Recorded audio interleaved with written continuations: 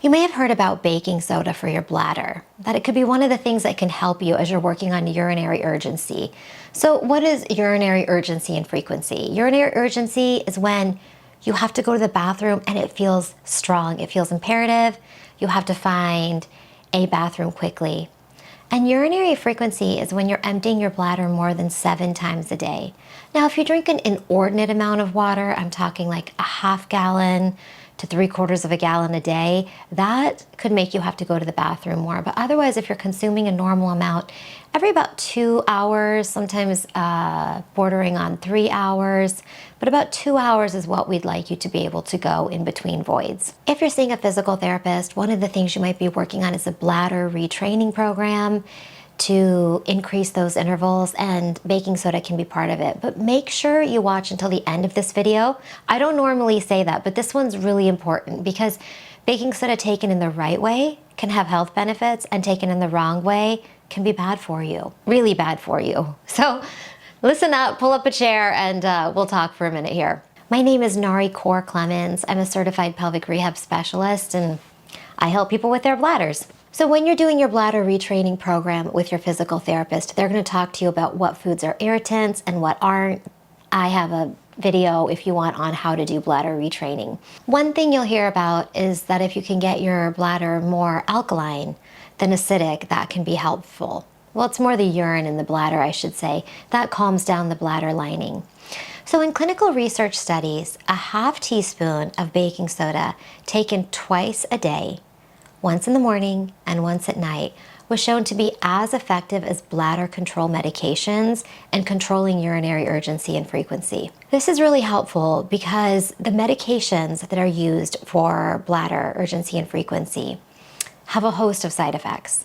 They create dryness in your mouth, in your eyes, and in your vaginal tissues, which then can accelerate some of the pelvic pain issues that happen with menopause and perimenopause. They can create cognitive defects like difficulty with concentration, word finding. It can also create some balance impairments, and it can be constipating, which is a problem people tend to have anyway as they get older. So this class of drugs is called anticholinergic medications, and there's quite a few different medications that are in that class. Anti-seizure medications, some of our mood disorder medications are in this class. And when you combine them, there's something called anticholinergic load, which can make that worse. So if we can work on decreasing the irritant in our bladder, that can help calm down the lining. Baking soda can help. And there's also a video that I've made on pumpkin seed oil extract that has also been shown helpful. So check out that if you can. So this half teaspoon taken twice a day was helpful. Now let's go over a few things that you really need to keep in mind if you're taking baking soda. First and foremost, there are multiple case reports in the medical literature of patients who, instead of taking an antacid when they have an acid belly, when their stomach feels irritated, sometimes they're having GERD, which is gastroesophageal reflux. So some of that stomach acid is moving up into the esophagus and creating problems. There have been plenty of cases documented in the medical literature where people take too much baking soda to try to calm down their stomach. And by too much, I'm talking tablespoons, like 2 tablespoons a day, 3 tablespoons a day, and upwards from there. In extreme cases, there's even been people who have had to be admitted to the intensive care unit because they have so much baking soda that it creates an alkaline effect at the blood level. And that is very bad for the body also. That can wreak havoc on your whole metabolic system. The other thing is when we're taking too much of something that flushes the bowels. So that can be baking soda, but even when people take high doses of Miralax, now, it's okay if it's just for a day for your colonoscopy prep, or very high doses of magnesium. You know, magnesium is one of the natural things that people take to soften their bowels. And anytime you're having something that is making your bowels move through your body significantly more quickly, there's a risk of electrolyte loss.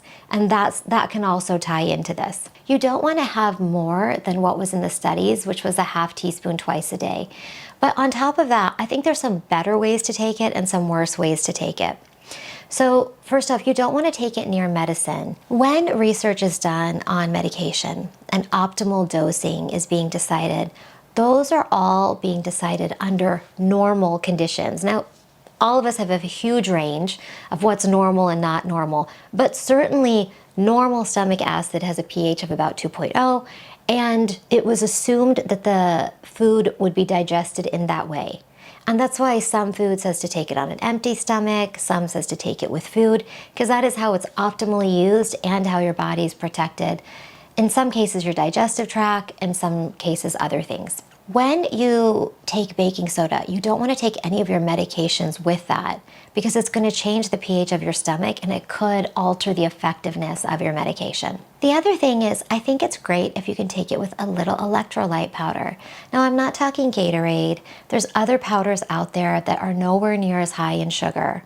And they have a little calcium, a little sodium, a little potassium. And adding a pinch of baking soda, like a 1/4 teaspoon, to that mixture, if you can tolerate the taste, or taking a 1/2 teaspoon size to a 1/4 teaspoon size in a capsule that you make at home, having that with it is going to help your bladder in a number of ways. One, if you take it with about 20 ounces of water that has electrolytes, it's going to flush any of the concentrates of any irritants that have been in your bladder.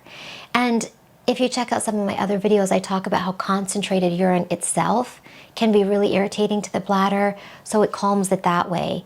And then if you're adding in a pinch of baking soda, what that can do is make that whole mixture that you're drinking more alkaline, and so that also can soothe the lining of the bladder. It's really important that if you're going to take baking soda, you're not just keeping a box of it up in your bathroom or where you're going to drink it and just dumping some in.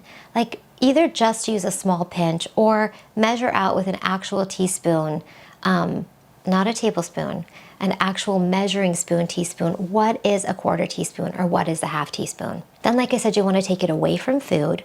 And what away from food means to me is either 45 minutes to an hour before you take in any food or medicine, or 2 to 3 hours after. Now, why is there a range for 2 to 3 hours? Some things like steak or heavier meals, even gluten is a giant molecule, is going to take a lot longer to break down. Whereas if your meal was something very light, like if your food was something like a piece of fruit, that's going to digest more quickly. Also, people inherently have different rates of gastric emptying. So sometimes people will get transit studies where they swallow these markers and it tells, they get x-rays done and it tells where was their food at 1 day, where was it at 2 days, where was it at 3 days. I've seen patients who it takes 6 days for things to clear the stomach. Now that's a really extreme case.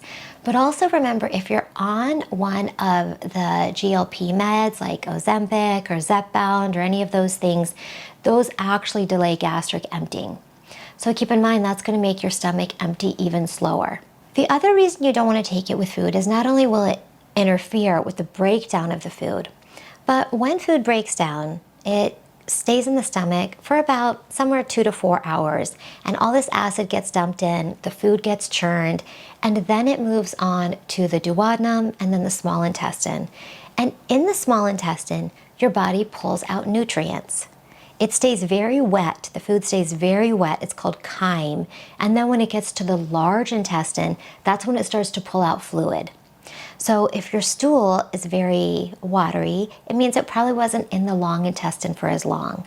And if your stool is very, very hard, it means it was staying in the large intestine longer so that more fluid got pulled out of it in that time. But what happens in the small intestine is the broken down food moves across the blood barrier into the blood. It goes across the gut lining, and then your body digests it.